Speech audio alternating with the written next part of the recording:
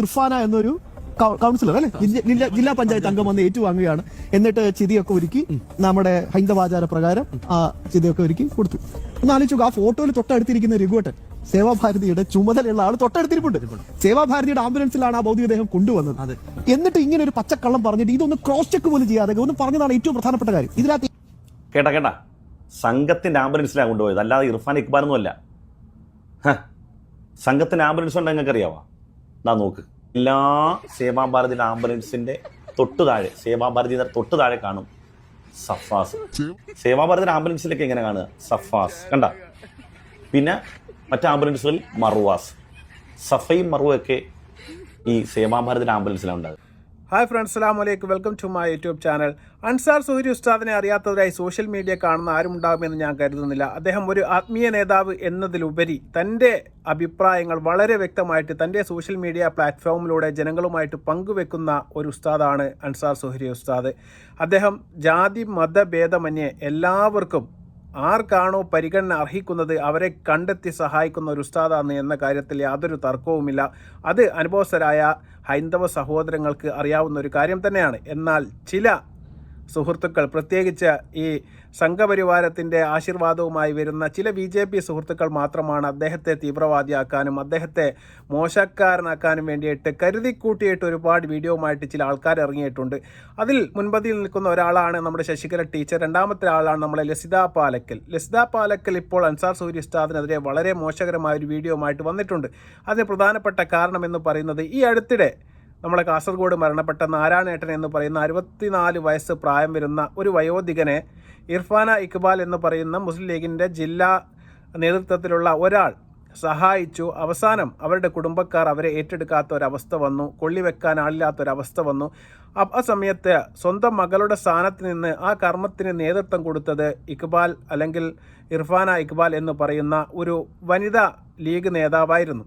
ആ ഒരു കാര്യത്തിൽ അൻസാർ സുഹരി ഉസ്താദ് വളരെ വ്യക്തമായിട്ടൊരു വീഡിയോ ചെയ്തിരുന്നു. അതാണ് ഇപ്പോൾ ലസിത പാലക്കിനെ ചൊടിപ്പിച്ചത്. കാരണം സേവാഭാരതി എന്ന് പറയുന്ന RSSന്റെ പോഷക സംഘടനയായ അവരാണ് ഈ ഒരു കാര്യത്തിൽ എല്ലാ കാര്യങ്ങളും ചെയ്തത്, അല്ലാതെ ഇവരല്ല എന്ന രീതിയിലാണ് ലസിത പാലക്കൽ പറയുന്നത്. എനിക്ക് ലസിത പാലക്കിനോട് വളരെ വ്യക്തമായിട്ട് പറയാനുള്ളത്, ആ ഒരു മനുഷ്യനെ ഒരുപാട് കാലം, മാസങ്ങളോളം ഒരു പീടിക വരാന്തയിൽ, ഒരു കടയുടെ വരാന്തയിൽ ചൊറി പിടിച്ചിട്ട് ഒരു തുണി പോലും ഉടുക്കാനില്ലാതെ, ഭക്ഷണം കഴിക്കാനില്ലാതെ വളരെ മോശകരമായ ഒരവസ്ഥയിൽ അവിടെ നിന്ന സമയത്ത് നിങ്ങൾ ആരും തിരിഞ്ഞു നോക്കുക പോലും ചെയ്തിരുന്നില്ല. കാരണം അദ്ദേഹത്തിൻ്റെ നല്ല കാലത്തിൽ അദ്ദേഹം RSSന് വേണ്ടിയും നിങ്ങളുടെ സംഘടനയ്ക്ക് വേണ്ടിയും ചോര നീരാക്കി പ്രവർത്തിച്ച ഒരു മനുഷ്യനാണ്. പക്ഷേ അദ്ദേഹത്തിൻ്റെ ആരോഗ്യം ക്ഷയിച്ച സമയത്ത് അവരുടെ കുടുംബക്കാർ അവിടെ ഉപേക്ഷിച്ചപ്പോൾ തന്നെ നിങ്ങളും നിങ്ങളുടെ സംഘടനകളും എല്ലാം അവരെ ഉപേക്ഷിക്കുകയാണ് ചെയ്തത്. അവസാനമായിട്ട് അവർക്ക് ഈ സഹോദരിയുടെ ഒരു താങ്ങ് വേണ്ടി വന്നു. അവരൊരു ജനപ്രതിനിധിയാണ്, അവരുടെ കടമ കൂടിയാണ് അവരെ സംരക്ഷിക്കുക എന്നുള്ളത്.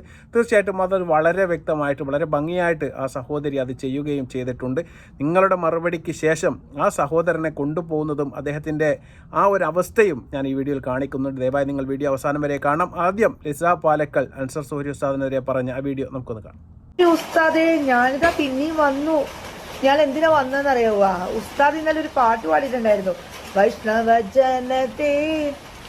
ആ പാട്ട് അതെന്ത് പാട്ടാന്ന് ഉസ്താദിന് അറിയാവുക? അതൊരു സിനിമയിൽ പാടുന്ന പാട്ടാണ്. പരിഹസിച്ചിട്ടാണെങ്കിലും തനിക്കൊക്കെ പരിഹാസം മാത്രമല്ലേ അറിയൂ. സത്യസന്ധത എന്നുള്ളത് ആർക്കും അറിയില്ലല്ലോ. ഞാൻ ഈ ലോകത്തിൽ വെച്ചിട്ട് തന്നെ പറയാം, ഇങ്ങനെയുള്ള ഒരു ഉസ്താദിനെ ആദ്യമായിട്ട് കാണുകയാണ്. മറ്റുള്ള ആൾക്കാർ, അതായത് RSSകാർ മാത്രം കുറ്റം പറയുന്ന ഒരു ഉസ്താദ്, അതാണ് അൻസാരി ഉസ്താദ്. മറ്റുള്ള ആൾക്കാരൊന്നും ഞാൻ പറയുന്നില്ലേ. ഈ അൻസാരി ഉസ്താദിനെ പറ്റിയിട്ട് നമുക്കൊന്ന് പറയാം. കാരണം എന്താന്നാ, ഇന്നലെ ഒരു സംഭവം നടന്നിട്ടുണ്ടായിരുന്നു. ഈ മൃതദേഹം മറവ് ചെയ്യുന്നതുമായിട്ട് ബന്ധപ്പെട്ടിട്ടില്ല. അപ്പൊ അൻസാരി ഉസ്താദ് വന്നിട്ടുണ്ട്, കുറ്റം പറയേ ആംബുലൻസേ അതൊരു കുറ്റം പറയാനായിട്ട് വന്നിട്ടുണ്ട് ഈ അൻസാരി ഉസ്താദ്. ഈ അൻസാരി ഉസ്താദിന്റെ വിചാരം എന്ന് വിചാരിച്ചു കഴിഞ്ഞാല് RSSകാർ മാത്രം കുറ്റം പറയാനായിട്ട് ജനിക്കുന്നതാന്ന് തോന്നുന്നു അൻസാരി ഉസ്താദ്. അതെ, എന്താ ചെയ്യാ, പാവങ്ങളെ സഹായിക്കുന്നു, ഹിന്ദുക്കളെ സഹായിക്കുന്നുണ്ട്. പക്ഷെ അൻസാരി ഉസ്താദ് RSSകാർ മാത്രം കുറ്റം പറയുന്നുള്ളത്.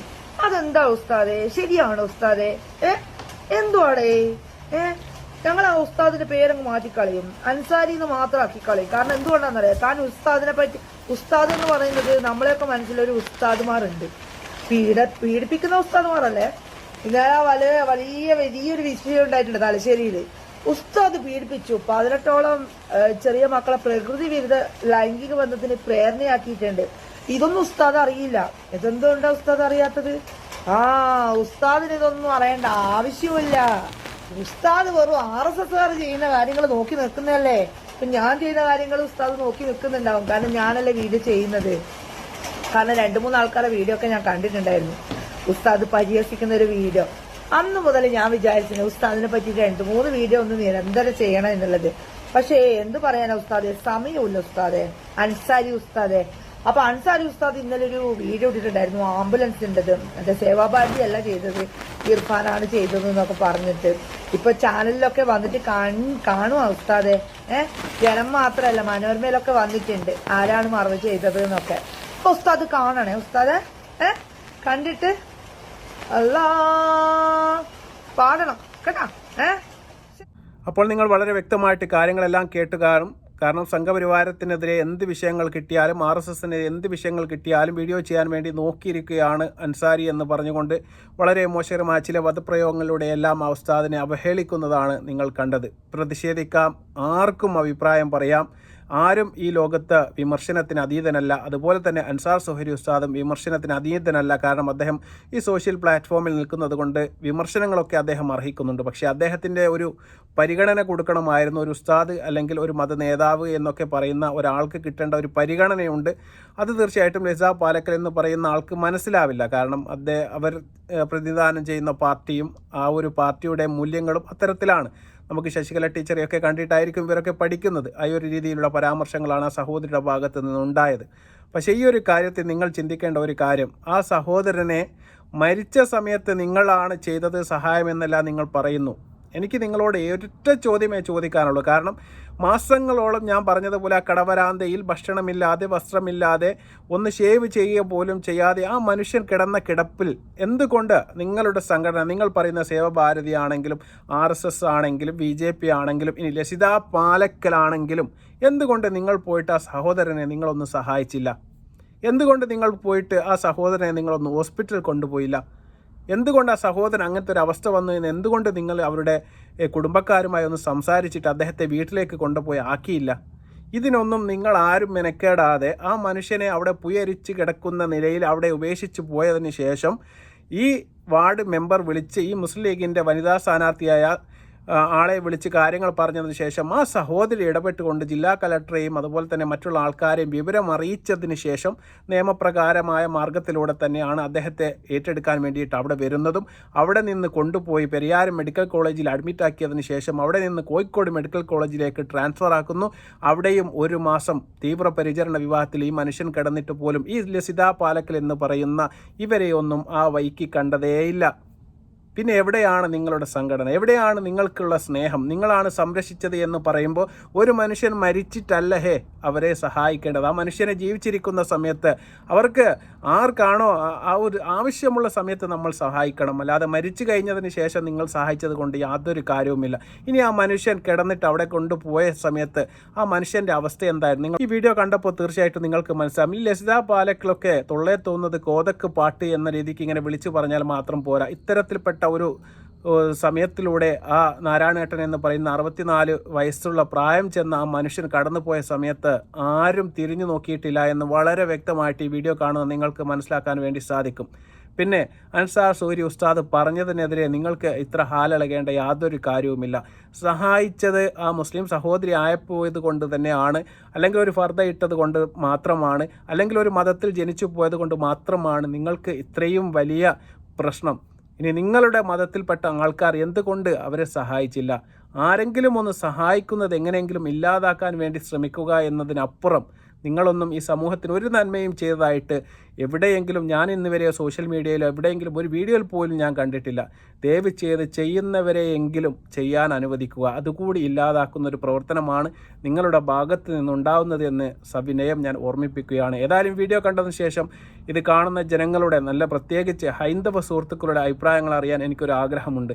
ഇതിൽ എൻ്റെ ഭാഗത്ത് നിന്നോ ഞാൻ പറഞ്ഞതിലോ എന്തെങ്കിലും ഒരു തെറ്റ് നിങ്ങൾക്ക് കാണാൻ വേണ്ടി സാധിക്കുമോ? ഈ സഹോദരിയൊക്കെ സമൂഹത്തിന് എവിടെയെങ്കിലും ഒരു നന്മ ചെയ്തതായിട്ട് നിങ്ങൾ ആരെങ്കിലും കേട്ടിട്ടുണ്ടോ? അൻസാർ സുഹൈരി സൂര്യ ഉസ്താദ് ഞാൻ ഈ അടുത്ത ഒരു മാസം കൊണ്ട് ഞാൻ ചെയ്ത് കണ്ടതാണ്. ഏറ്റവും ചുരുങ്ങിയത് ഒരു 3 ഹൈന്ദവ സഹോദരങ്ങൾക്ക് കയറിക്കിടക്കാൻ കിടപ്പാടമെങ്കിലും അദ്ദേഹം പോയി പറഞ്ഞ് പിരിവെടുത്ത് വീടുകൾ ഉണ്ടാക്കി കൊടുത്ത് ഹൈന്ദവ സഹോദരങ്ങളെ വീട്ടിൽ കൊണ്ടുവച്ചാക്കി കൊടുക്കുന്ന ഒരുപാട് വീഡിയോ നമ്മൾ സമൂഹ മാധ്യമങ്ങൾ നോക്കിയാൽ നിങ്ങൾക്ക് കാണാം. പക്ഷേ ലിസ്ദ പാലക്കലിൻ്റെ ഒരൊറ്റ വീഡിയോ നിങ്ങൾക്ക് കാണാൻ വേണ്ടി സാധിക്കില്ല.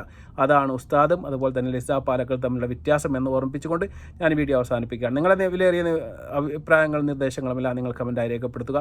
ഇഷ്ടപ്പെടുകയാണെങ്കിൽ മാത്രം നിങ്ങൾ ഞങ്ങൾ ചാനൽ സബ്സ്ക്രൈബ് ചെയ്യുക. മറ്റൊരു വീഡിയോ വരുന്നതുവരെ അസ്സലാമു അലൈക്കും വറഹ്മത്തുള്ളാഹി തആല വബറകാതുഹു.